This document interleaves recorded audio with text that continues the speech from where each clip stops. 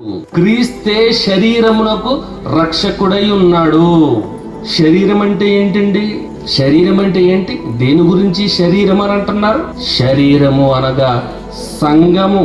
చూడండి, అక్కడ క్రీస్తు సంఘమునకు శిరస్సై ఉన్నాడని. మరి సంఘము అను శరీరమునకు వచ్చేసరికి శిరస్సుగా ఉన్న యేసుక్రీస్తు వారు చెప్పినట్టుగా ఎవరు వింటున్నారు చెప్పండి? ఎవరు వింటున్నారు? శరీరంలోని అవయవాలుగా ఉన్నాం కదా మనమంతా. ఆ శరీరమే సంఘం కదా. ఈరోజు ప్రపంచవ్యాప్తంగా ఎంతమంది క్రైస్తవులైతే ఉన్నారో సుమారు 350 కోట్ల మంది.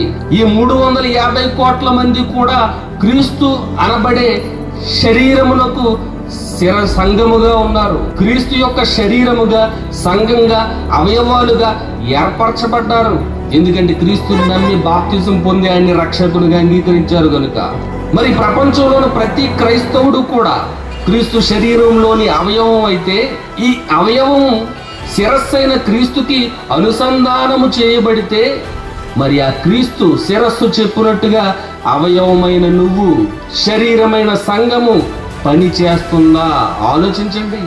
పని చేస్తుందండి? ఏమి పని చేయట్లేదండి. క్రీస్తు ఒకటి చెప్తే సంఘం మరొకటి చేస్తుంది.